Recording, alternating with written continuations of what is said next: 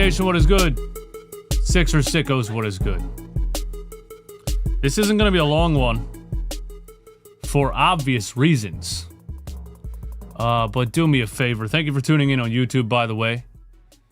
Hit the like button over on YouTube. Subscribe to the channel over on YouTube. Thank you for listening on Apple Podcasts and Spotify. Follow me on Apple Podcasts. Follow me on Spotify. This show is brought to you by Bright Medical Technology of Philadelphia, Pennsylvania. Pennsylvania's largest medical supplier and pharmacy. Specializing in ambulatory aids like walkers and wheelchairs, oral nutrition, tube feeding supplies, diabetic supplies, including diabetic, where I lost my place, my bad, including diabetic shoes, glucose monitors, incontinence supplies, catheters. If you're having trouble breathing, Bright Medical specializes in nebulizers, inhalers, spacers, all breathing medications. Seems like the Sixers could have used Bright Medical today, because I don't know what happened. Bright Medical accepts most insurances, services patients of all ages, and delivers anywhere in Pennsylvania, either by hand delivery or by UPS. Bright Medical staff speaks 15 languages, and you always speak to a real person, never an automated system. If you need any medical supplies, just call Bright Medical, and don't forget to mention Run It Back Philly. Go to Bright 5 Meds. That's 215-725-6337. I'm going to be honest with you guys, man. I am a creature of habit, and I am a little bit addicted to routine. And I did not know that the 76ers game was rescheduled until 3 o'clock today. And I can't handle, something about my brain I can't do that. I can't handle, I was like, what? The Sixers game is moved to 3 o'clock, and I understand the snow and it's going to get down to like negative degrees and traveling and things like that. I understand why it was moved to 3 o'clock. But I was about to go to the gym, okay? I was happy that the gym was open today because the past two days I couldn't go. And it's like medication for me. I can't, like 2 or 3 days I'm going stir crazy, and then I'm trapped in the house with a snowstorm, whatever. I'm excited. I'm ready to go to the gym. It's like 2:45, and I see that the Sixers game got moved to 3 o'clock. And I'm like, 3 o'clock on a Monday? And then I was like, all right, maybe I'll postpone the gym, watch the Sixers game, do the post-game live, and then go to the gym later. But I just can't. I'm so addicted to routine. I was like, no, I'm just going to feel weird. It's going to feel weird. It's going to feel off. I got to go to the gym during the Sixers game, and then maybe I'll rewatch the Sixers game after the gym and do a post-game live as if the game was at a normal time. So that's what I did. So I'm there. So I'm being honest with you. I didn't even actually watch this game. I was listening to 97.5 Tom McGinnis in my headphones at the gym for a portion of the gym session.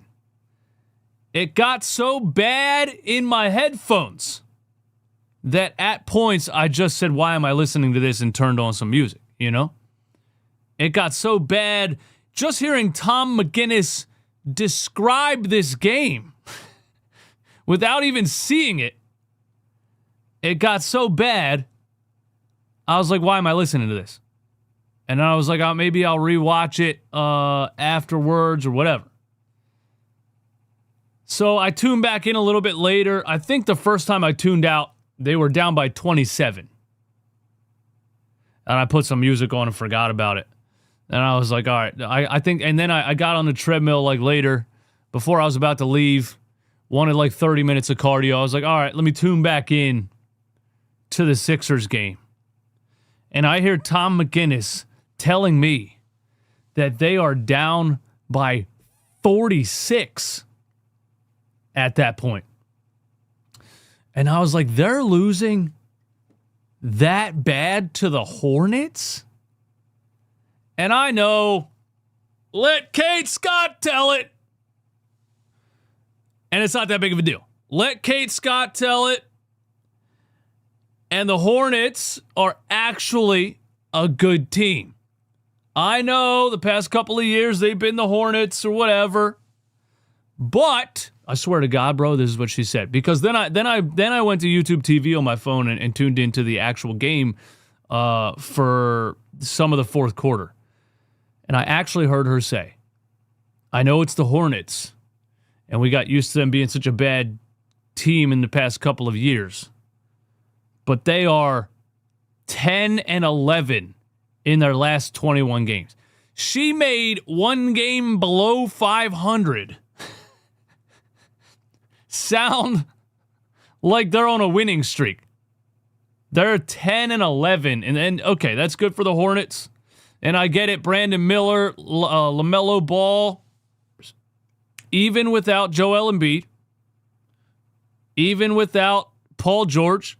It's not like Paul George even affects the game anyway. He scored 9 points in 32 minutes last game. Even without Joel Embiid, this absolutely cannot happen. That can't happen. Can't happen.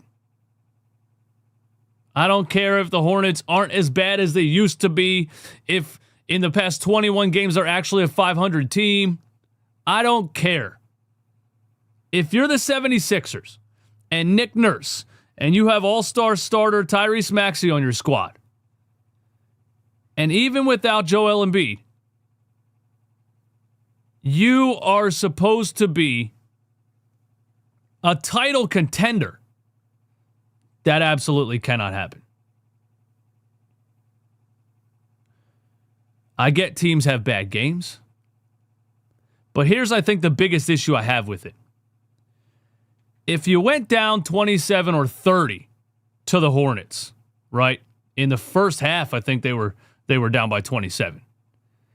If you go down by 27 and then you show some fight in the third quarter and claw back a little bit, still lose the game by 10, 15, whatever it is, then it would be like, yeah, it's the Hornets, but the Sixers just had a bad game, but they didn't give up, they didn't quit, they showed fight, and the Hornets were shooting the lights out, Sixers couldn't make a shot, and they clawed their way back, they made a little bit of a comeback, it wasn't enough. That loss would suck, and it would be annoying, but it wouldn't be that serious. But the 76ers were down 27 in the first half, and they quit. This is the problem I have with it. They quit. They did not try to fight back. They quit. A championship contender does not quit at halftime. It doesn't matter the circumstances. They don't quit at halftime. Then they gave up a 40-15 third quarter. 40-15. And I'm looking at the coach. I'm looking at the coach because I was just talking about the third quarter again last game. I think it was 40-13. Or it was 30-13 against the Knicks in the third quarter. After being down 27 to the Hornets, they gave up a 40-15 third quarter. And I'm looking at Nick Nurse. Because if this happens once in a while, it is what it is. The Oklahoma City Thunder lost to the Hornets by 30. And the Hornets do have young talent. And they can score a lot of points if you come out flat and don't play any damn defense. But it's starting to pile up now, right? What do we got? The Denver Nuggets without 8 players. Their whole starting lineup was out. You got smoked. The Cleveland Cavaliers, you got obliterated. The first game. The second game, you looked totally different in the first half, fell apart in the second half, and lost in overtime. There was a Toronto Raptors game that you blew a lead and lost in overtime. I'm just starting to feel like there's too many games this season where this team appeared to check out and appeared to wave the white flag. And again, if you lose by 25 to the Hornets, that's one thing. When you completely quit the game and lose by 50, now it ended up being 37, because the benches were in the whole fourth quarter, and the Sixers, made a couple of the only time they made a run in the game was when the benches were in the fourth quarter. The Hornets actually called a timeout when they cut the lead down to 41. So that's what bothers me about it most, I think, is that this team quit. They didn't try to fight back. And I'm looking at Nick Nurse because you're supposed to be a hard-nosed, championship-winning head coach. And I just see so much lack of discipline from this team in so many games. And I see them get out-hustled and outworked. And then you do this. And then you refuse to fight back and you totally quit at halftime and give up a 40-15 third quarter. I'm looking at Nick Nurse. Now, again, if they look totally better tomorrow night, then you can still throw this one in the trash. And a lot of times, like in baseball, a team will have a 5-7 game stretch where they look terrible, and then everybody gets hot at the right time, and all of a sudden the pitchers are on and the bats are hitting, and all of a sudden that's a World Series winning team. There can be basketball teams that lack energy, location for a couple game stretch in an 82 game season for like 10, 15 games. And then they start to get it together. They start to turn it on. They start to turn it around. So I don't want to overreact so much, but I do feel like this type of stuff has been happening too many times this season. And the coach can't just be let off the hook every single time it happens. I'm just getting Doc Rivers vibes. Doc Rivers used to just sit up there and be like, we played 3 games in 4 nights. This one was actually a scheduled loss. One time he said, the basketball gods didn't want us to win tonight. That's what Doc Rivers said. So I'm starting to feel that. And yeah, shout out to Ain't Deep in the chat. Lack of discipline starts with the coach. I agree with that. And I've been doing the play breakdowns lately, and the members-only play breakdowns. Shout out to the members that have come through there and watched the play breakdowns. And the more and more I see how wide open this team leaves three-point shooters, the more I see the lack of discipline and the more I see why. And it's really just, you need to stop with that. He is a championship coach. Okay. He just lost to the Hornets by 50. Is that Nick Nurse in the chat? Banksboy32, that's got to be Nick Nurse burner, bro. Being a Nick Nurse defender is wild. But anyway, when I've been doing these play breakdowns and seeing really how they I would say defend the three-point line, how they don't defend the three-point line, you really look at it and say, how can a team even play defense like that in the NBA? Because the stuff that they do is so fundamental. It blows my mind when you see it in real time. Watch the last play breakdown that I did. There's a play against the Knicks where Josh Hart drives baseline. All 5 Sixers players crash watching Josh Hart drive. All 5 players are watching the ball moving toward the ball. And they leave everybody open at the three-point line. And Jalen Brunson was open by 30 feet. And so when someone says lack of discipline, it starts with the coach. I don't even know if they practice. They don't practice the fundamentals. It doesn't seem like they practice the fundamentals. It doesn't seem like they practice, especially defensive fundamentals, communication. When this guy drives and he beat his man, one help defender, everybody else rotate to the next guy. They don't even do that. They just all crash on the guy that drives and they leave everybody open. It's like a middle school defense. It's so odd to me. It just really does feel like they don't practice and they don't watch film. And if they don't practice and they don't watch film, how did Nick Nurse win a championship? You could look at the roster. And you could look at all the players that he had in their primes, Hall of Fame players on that team, Kawhi Leonard, Kyle Lowry, even the bench of Pascal Siakam and Fred VanVleet, Marc Gasol, Serge Ibaka. It's just interesting, man, because it does feel like there can be coaches in the NBA that your philosophy can work if you have an overpowered roster. You can just be like, here's what we're going to do, go out there and do that. But when you don't have an overpowered roster and you actually need to preach discipline and strategy, it doesn't look like there's any of that. You know, so I'm just and then when Joel Embiid's in the game and Joel Embiid's getting back to himself, now the Sixers are winning because they're generating open shots because Joel Embiid attracts so much gravity, and you can still be a coach who's really just being a star player merchant and doesn't really have a strategy. But really, it's odd. I just feel like there's no film session. They don't go, hey, guys, you know, tomorrow we're going to look at the film from yesterday, see what we did wrong, and then we're going to work on it in practice. It doesn't feel like they do that, because how would you play defense the way that they play defense if they worked on it every day? I don't know, man. Swan Daily, thank you so much for the $10 super chat. This might be karma for Paul George talking shit about the Hornets in the offseason on his podcast. I wish he played. I would be less pissed. He was wrong for saying his career would be over if he went to Charlotte. Yeah, listen, man.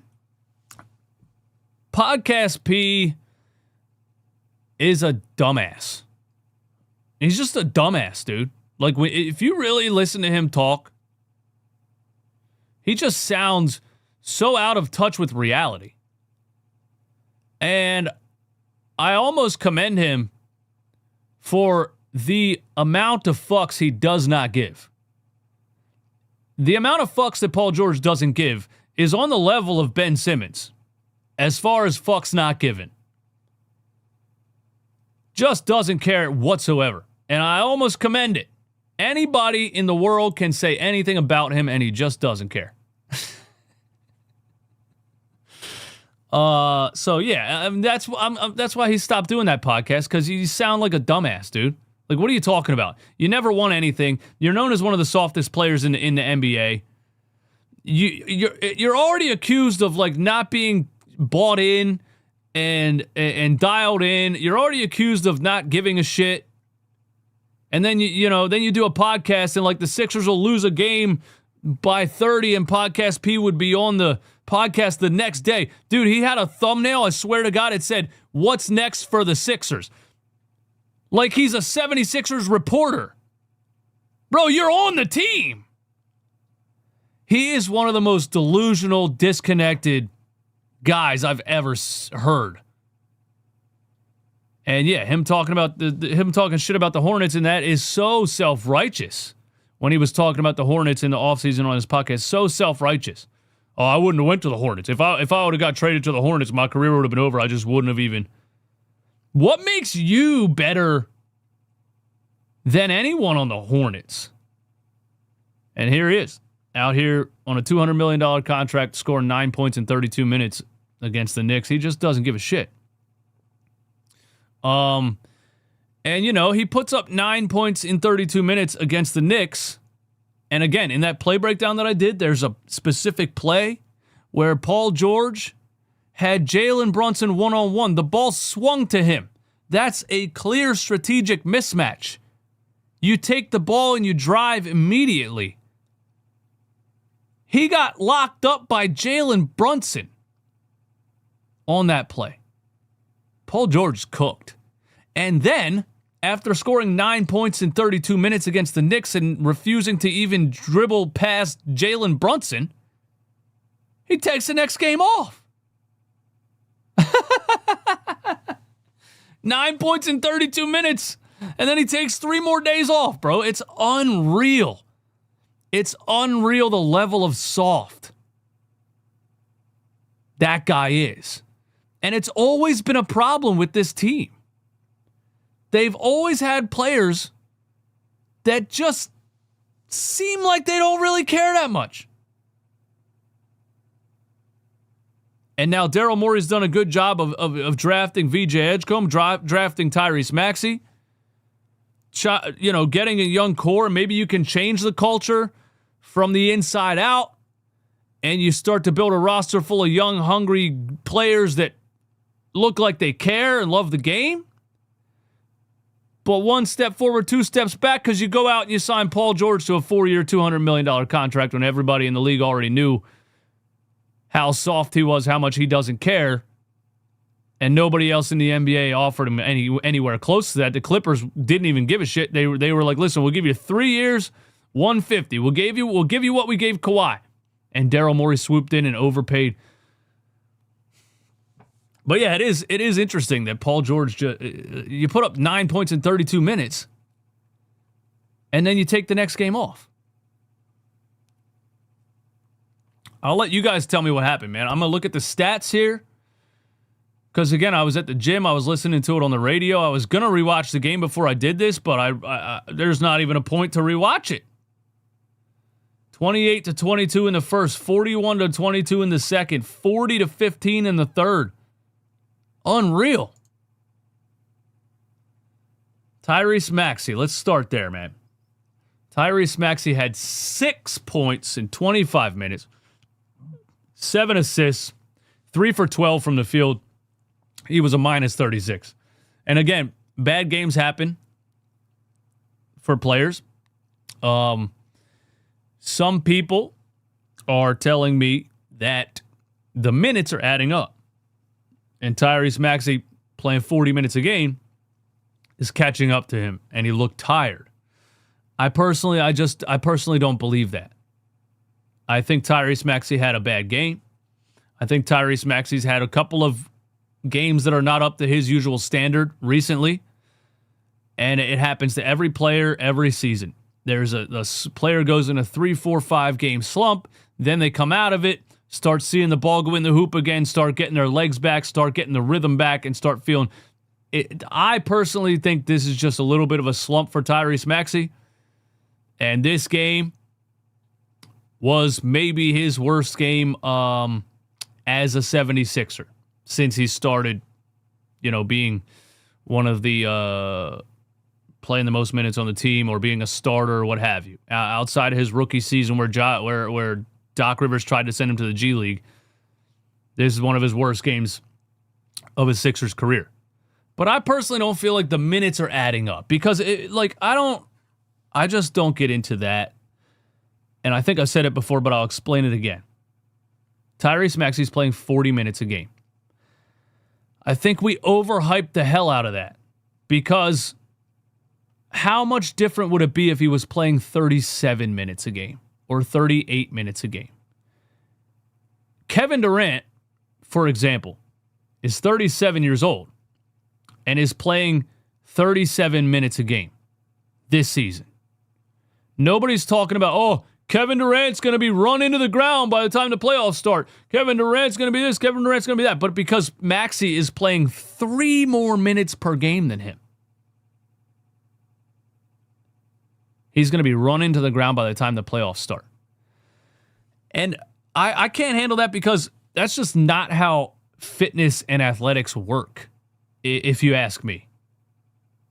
If I work out for 40 minutes, 6 days a week, and I take the proper rest and recovery and stay on a clean diet, I'm not going to be run down in 8 months. I'm actually going to be in better shape and stronger. I just don't understand that philosophy. This guy plays 40 minutes a game, and then he goes home, and he gets 8 hours of sleep, and he has the best trainers in the world, and he's on a clean diet, and he gets the best recovery you can get. How would he be run down by the time the playoffs start? It just doesn't make sense. It's a day-to-day thing. I don't think minutes add up throughout the season. And because you played 3 extra minutes a game, by the time the playoffs start, you've had 60 extra minutes of basketball throughout the season, so you're more tired than a guy that I don't understand that. I don't understand that. Now, back-to-backs are tough, but we've seen Tyrese Maxey drop 30-plus points in a back-to-back. I've seen Tyrese Maxey play in a back-to-back and look more energized than he did the second game than he did the first game. You know?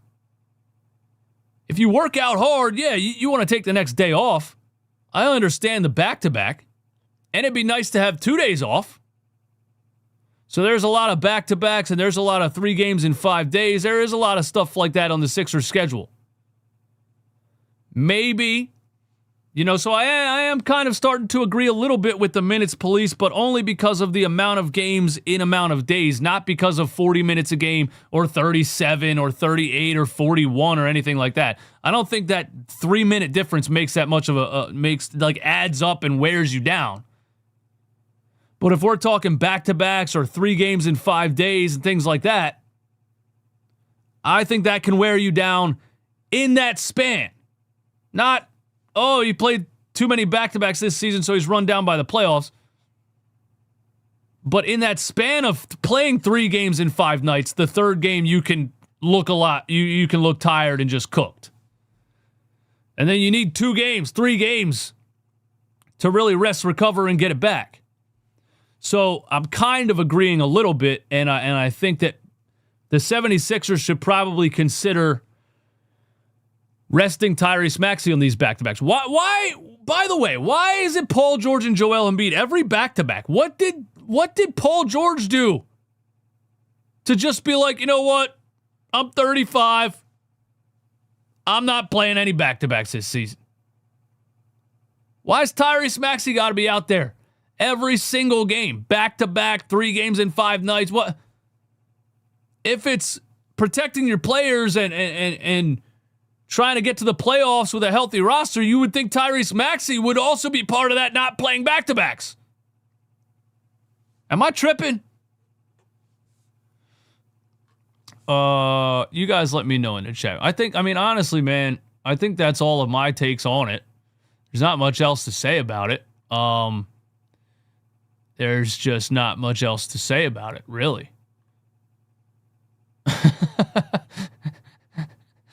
Swan Daily, thank you for the super chat. We're in a soft society. AI average 41 minutes per game and Wilt average 45. Exactly. It's so overhyped, man.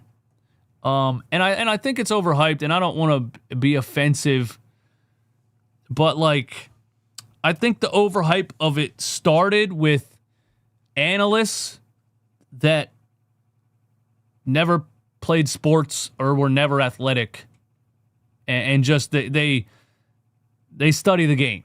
They study the game. They study the stats. They study the minutes. They study all the numbers, But I think I think most of you guys who were athletes your whole life would agree with me more than this, he can't play 41 minutes a game. He has to play 38, and the extra minutes add up, and then he's worn down and all this stuff. Because I think if you've been an athlete your whole life, you've experienced, I'm tired the next day. I'm tired the next 2 days. But if I get a good 2 days off and I focus on good sleep and a good diet, I'm ready to go.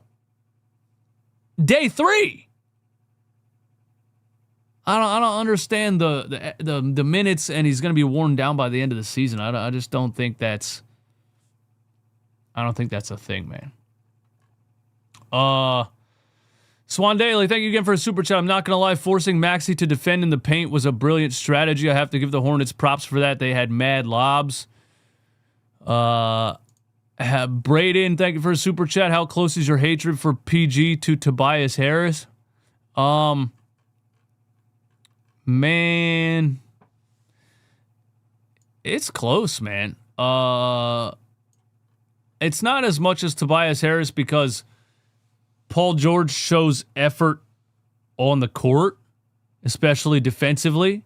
And sometimes he's the only one on the team boxing out and rebounding or diving for a loose ball or whatever. So I respect Paul George. Tobias Harris didn't even have that. Tobias Harris would never dive for a loose ball. He didn't have a charge taken in 6 years as a Sixer. He was rarely ever in foul trouble because he wasn't aggressive defensively.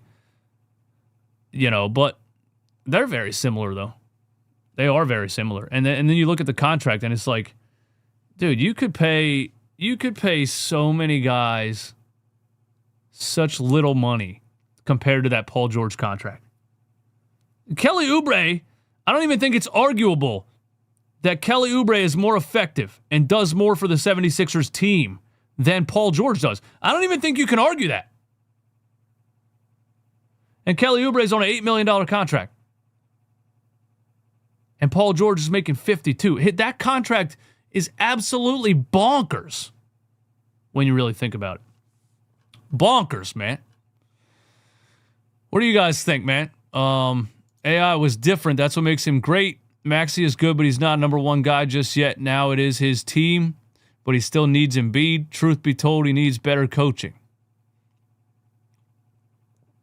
Y'all regard Maxey as AI, but the truth is you haven't even reached Trae Young responsibilities yet. I mean, nobody said Maxey is AI. We're just comparing the minutes. We're just saying, why are we complaining about 40 minutes a game when Allen Iverson played 41 minutes a game? That has nothing to do with comparing Maxey and AI. Nobody's saying Tyrese Maxey is as good as Allen Iverson was. Come on, man. Follow along, man. Follow along. Follow along. If we lose to the Bucks without Giannis and Embiid and Paul George is back, oh my God, the crash out will be insane. I don't think they're going to lose to the Bucks. Comparing Maxey to AI is so disrespectful. Again, I don't know who compared Maxey to AI. We were comparing the minutes. How do you spell that one? Thank you for the super chat. I was at the game tonight. Nick Nurse was sitting the entire second half, and while I understand that the Hornets have been great recently, it's no excuse. Yeah, it's again, if it was a one-off, that's different. But several times now this season, it starts to pile up, and you start to look at the coach and say, Does this guy really have it, So what does comparing their minutes prove? That somebody can play 40 minutes a game and be fine. As long as you're resting, recovering, and just proving that you're not run down by the time the playoffs start. Nobody was ever talking about that back in the day. Michael Jordan averaged 38 minutes a game, and he played 82 games almost every single season. The guy played 82 games almost every single season. Nobody ever said a word. Nobody was ever like, oh my God, they got to cut him back to 60 games or 65 or he's going to be run down by the player. It's basketball, bro. It's just a basketball game, man. Why are we acting like these guys are climbing Mount Everest every night?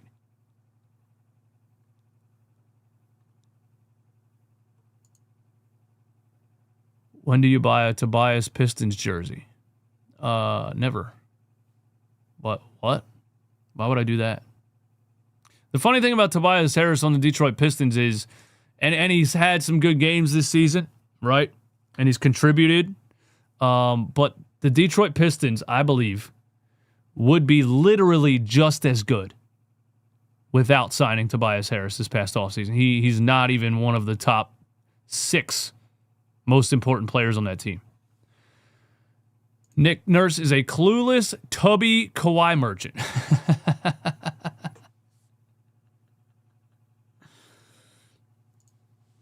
Tonight shows you why Paul George was signed. Maxey and random role players gets you blown out. Paul George's upside abilities is why he was signed. What? Bro, we just lost to the Knicks and Paul George had 9 points in 32 minutes. What are you trying to say? So you're saying we signed Paul George because without Paul George we get blown out, but with Paul George we still lose, just not as bad?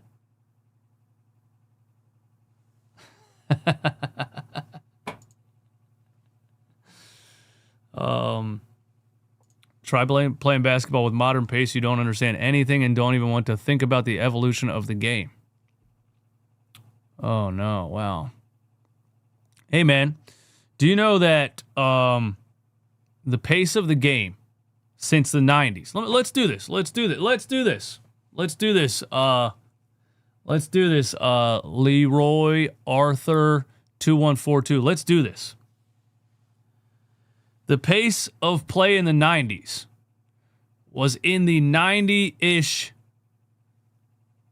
possessions per game. In the NBA today, it's over 100. But we're talking about, bro, you guys act like the game today is 50 times faster. And I understand guys are taller, more athletic, but when you talk about the game is so much faster, there's so many more possessions now that it wears guys down. We're talking about like 8 to 10 possessions extra in a whole game. We're talking about 8 to 10 total possessions in a whole game. And I feel like that's even high. I don't even feel like that's accurate, bro. I don't even feel like that's accurate. How many possessions per game in current NBA versus 90s? I don't even feel like it's 8 to 10. I honestly don't. Modern NBA teams average about 99 to 100 possessions per game. In the 90s, teams like the Celtics averaged around 99 possessions per game, while other teams varied around the low 90s to low 100s.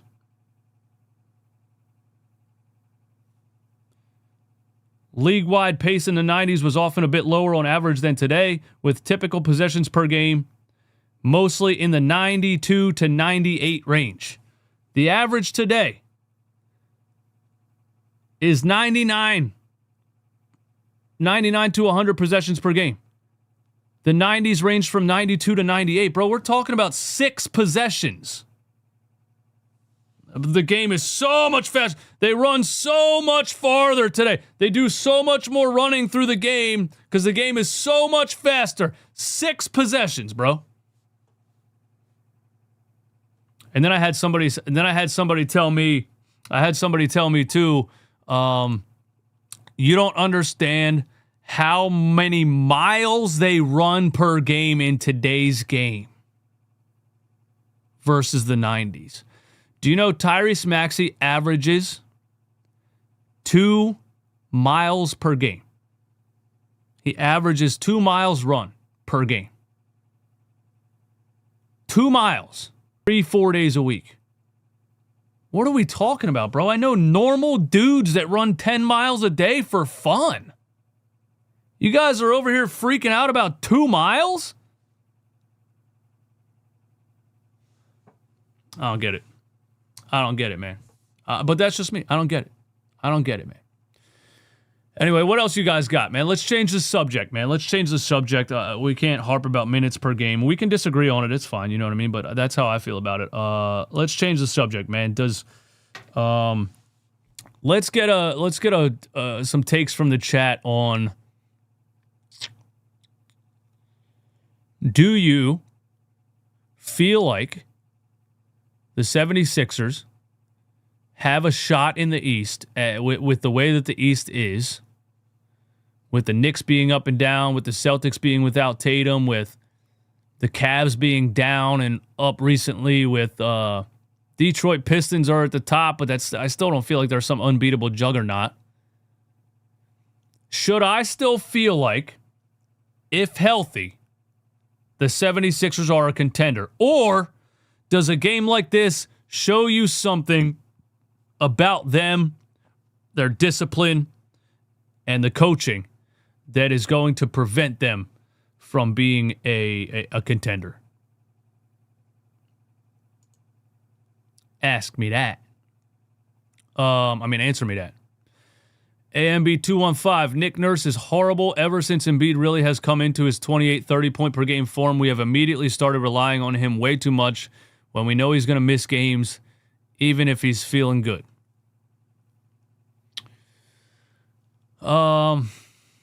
It just feels like, I don't know if I agree or disagree with we've been relying on Embiid too much since he started scoring a lot, because when he's scoring at that pace and he's playing that well, you're going to give him the ball.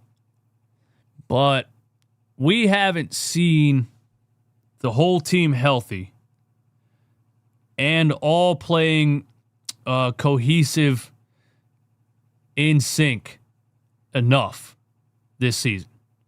We've only seen a couple of games where they were fully healthy and they were totally in sync, bought in, moving the ball well, communicating on defense. We've only seen a couple of games, really. So those games make me say, you know, if they can play like that in the playoffs, they can beat anybody. But we've only seen those games so few times that it's like, what are the chances that they actually do play like that in the playoffs? You know what I'm saying? Does that make sense? What else you guys got in the chat? I think I asked a question for you guys to answer, but they have a chance, but realistically, who is beating OKC? I don't care about OKC. I don't give a damn about OKC. I don't care. I want the 76ers to get out of the second round for the first time since 2001. If the 76ers get out of the second round, if the 76ers make it to the Eastern Conference Finals, that is a win. It's a win. If they win the Eastern Conference Finals and get to the NBA Finals, that's a win. We haven't been anywhere close to that since 2001. Swan Daly says, we're a first-round exit. I was optimistic earlier this year, but today specifically, this game against the Hornets changed the way that you feel about this team entirely. Sixers just have to make the playoffs, just not against the Cavs, hopefully. Facts. Absolute facts. It has to be a good matchup. The Sixers definitely have strengths. They definitely have glaring weaknesses.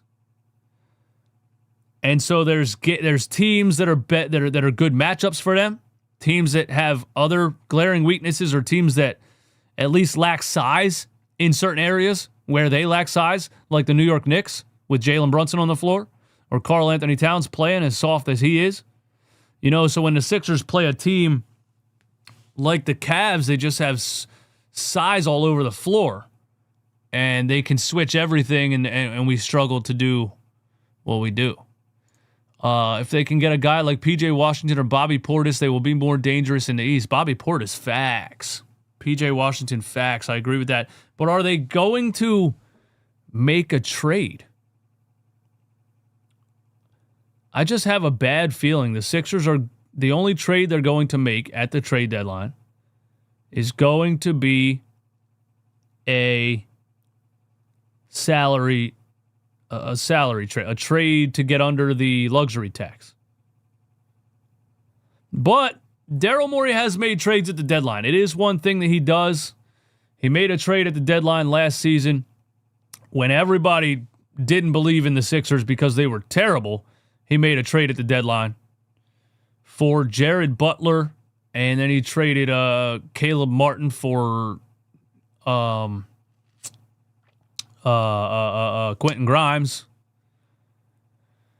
And so Daryl Morey definitely tries to prove that he has a winning team.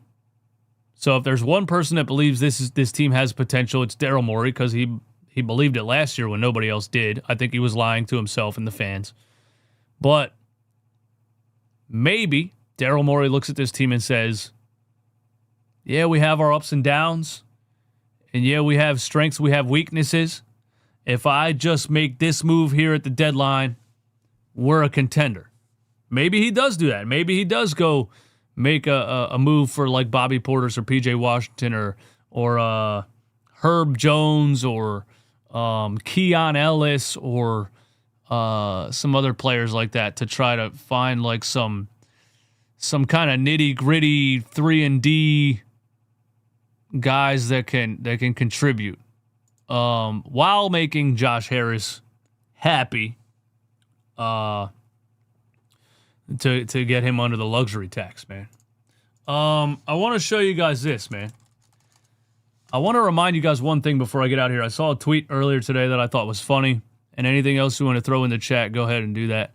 I saw a tweet today that was really funny, and I don't think I tweeted a whole lot today, so it should be right around here. Oh, first of all, it is hilarious for Daryl Morey to get his ass kicked by Ryan Kalkbrenner because he wanted to be a genius and draft Janai Broom.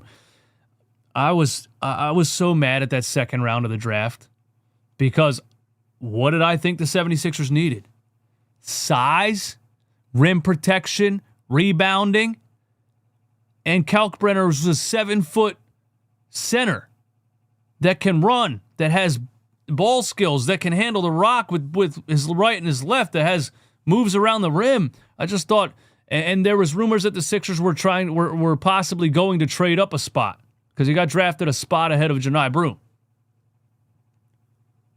There was rumors they were going to trade up for Kalkbrenner, and they didn't do it. And then they talked about how much they loved Janai Broom, and I just could not believe that happened. I didn't even think Janai Broom was going to get drafted because I didn't think he was an NBA player, and he's not one. And then you fast forward to Sixers versus Hornets on January 25th, and Ryan Kalkbrenner kicks your ass. What did Kalkbrenner have, man? Kalkbrenner had 13 and 10 and 3 blocks. The Sixers can't find a backup center that can rebound, that can actually guard the rim. There's your guy. But no, they wanted Janai Broom because he's a winner. You know? College doesn't always translate to the NBA. The guy's 6'9" center who can't run and jump, but he's a winner because he won in college. Yeah, how'd it work for Tim Tebow in the NFL? You know what I mean? Oh, you got to draft him because he's a winner. Yeah, but he can't throw the fucking ball, bro. We've seen it a million times. But he's a winner.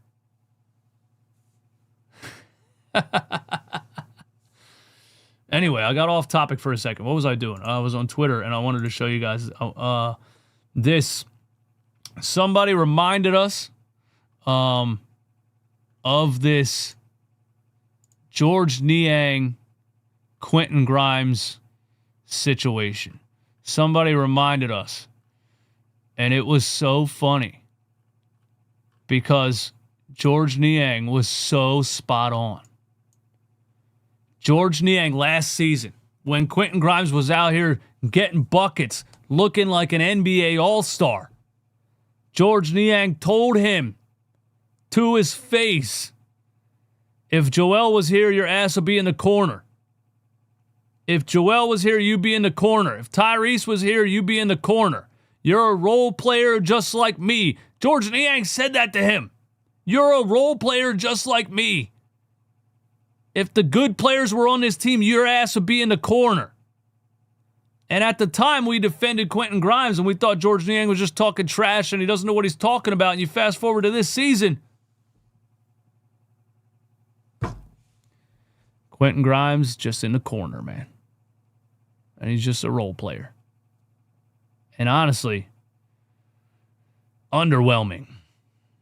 Underwhelming, man. Get us a 6-man microwave scorer and a starting power forward. Well, that's what we thought Quentin Grimes was. Right? That's what we thought Quentin Grimes was, a 6-man microwave scorer. And he had 14, 3, and 5 in this game. Okay.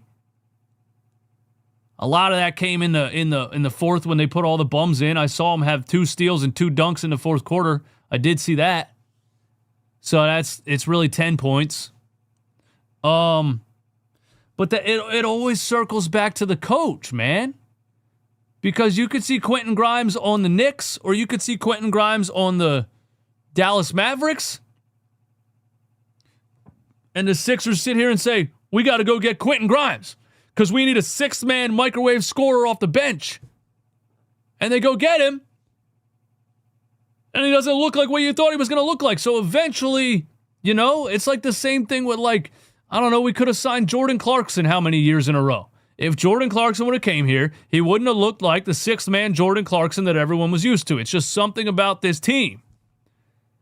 We get the microwave scorer sixth man, and they don't live up to what we thought they were. Then we got to say, well, we need a sixth-man microwave scorer up to... I mean, I don't know, man. I don't know. And a starting power forward. I feel like we've just been saying that for years. Kelly Oubre was a minus 40. Hey, man, thank you guys for coming through and hanging out. I honestly didn't even anticipate talking about this game for more than 10 minutes. We've been live for 50 minutes. I can't... We've been live for 50 minutes, man. Thank you guys. You guys in the chat, the live chat on YouTube, keep the show going sometimes, man, when I honestly didn't think I really had anything to talk about. Mikkel76, thank you for the super chat. What is least talked about is Lowry and Gordon taking up 2 roster spots for vibes. That's why the point guard position is lacking in shot creation. It's true. It's absolutely true, man. And it's so insane. What are we supposed to... Like, when you talk about why is Maxey playing 40 minutes a game, then you say, well, what other point guards are on the team? Grimes? I mean, VJ, but he's 20 years old, and we didn't even really draft him to be a point guard. And when you say things like, yeah, we need another big, we need a microwave scorer off the bench. Yeah, there's 2 roster spots that is Kyle Lowry and Eric Gordon. Why? And I was attacked for being mad about the Kyle Lowry signing because he's from North Philly and we're supposed to love him and we gotta celebrate Kyle Lowry, and who cares? It's the end of the bench. He's a player coach, he's a mentor, all this shit. And then when you look at the team and you say, why don't they have this player? And there's 2 guys on the roster that they don't even play. It's insane. It's insane to have multiple guys on the active roster that you know you're not going to play and you don't want to play. Why are they there?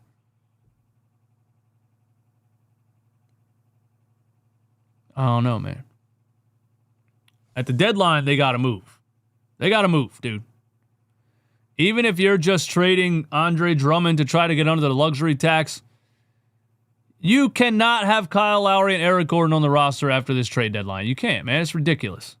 It's ridiculous. It's ridiculous, man. Lowry is like a locker room dad. Who gives a shit, man? Who cares, bro? How's it working? How's it working? This team is insanely undisciplined. Watch their watch their perimeter defense. They're one of the most undisciplined perimeter defensive teams I've ever seen in my life. How's Kyle Lowry helping that by being a locker room dad? What's he doing in there? Doing laundry? What's he doing in there, man? I don't need a locker room dad. I need players that can help the team be better. A locker room dad, bro. What? That's like that one thing the reporter asked Kyrie Irving. You guys remember that? Kyrie Irving was like, oh, I thought you were talking about, hold on, I thought you said father figure. And then the guy said it again. He's like, yeah, how has LeBron been as a father figure to you? And he was like, oh, you were serious. Oh, my God. Father figure. Listen, I already have a dad. LeBron's been great as a player. What is this locker room dad shit, man? Locker room dad is crazy. That's insane. And we've been saying this for years with this team, by the way. Not locker room dad. That's the first time I heard anyone say that. That's crazy to say. But we've been doing this bullshit with this team for so long. Tobias Harris. Oh, Tobias Harris. It doesn't matter all the negatives. Tobias Harris he's a good locker room guy. He's a good locker room guy. Yeah, I know he doesn't hustle, and I know he shoots like 2 threes a game, and I know he totally folds when he plays a team that plays physical defense, and he gives you 0 points in a playoff game, but he's a good locker room guy. At what point do you stop with these mentors, veteran presence? We have veteran presence. We don't need Kyle Lowry on the end of the bench.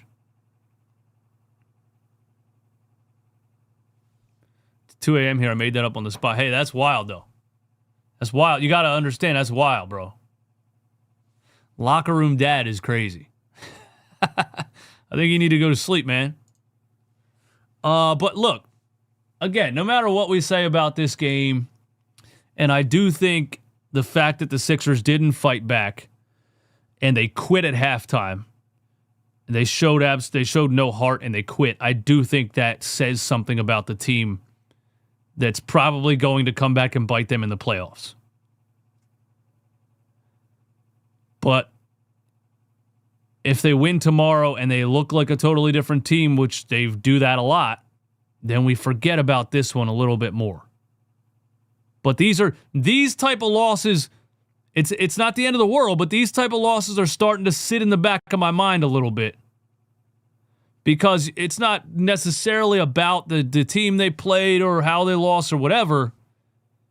But you start to see things like this, like quitting at halftime and giving up a 40-point third quarter when you were already down 27. Those, when it happens multiple times in a season, you start to say, I don't think this team has enough fight and heart to survive a 7-game playoff series. You know what I mean? So it does start to add up and start to kind of tell you something about the team that might kill them in the playoffs. And again, Nick Nurse, he won't have any excuses anymore, man. He won't. If you have a healthy team and Paul George, Joel Embiid, Tyrese Maxey, an all-star starter, and you lose in the first round of the playoffs, you're fired, man. You have to be. You got to be, man. You have to be. But, like, can you just keep firing the coach? Is that, I don't know, man. You fire a coach, you fire the GM, you get another coach, you get another GM, right? We can go all the way back to Doug Collins, Mo Cheeks. We can go all the way back to Brian Colangelo, Sam Hinkie. You fire the coach, you fire the GM. Then you hire Brian Colangelo or you hire Brett Brown. And you start the process. That didn't work. You fire the coach, you fire the GM. Then you get you promote Elton Brand. That was a disaster. Then you fire the GM. No, you don't fire the GM. You demote the GM. You hire Daryl Morey, who is the president of basketball operations. Technically, Elton Brand is still the GM. And then you fire the coach and you hire Doc Rivers. And that doesn't work. And you fire the coach again. Then you hire Nick Nurse. Then that doesn't work again. Then you fire the GM. You fire the coach. Then you're gonna like, what the fuck, dude? What the fuck?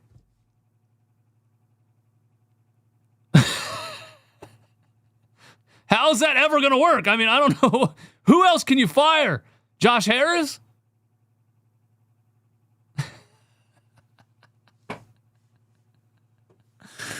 Oh, man. Hey, thank you guys for hanging out. Thank you for tuning in. Until next time.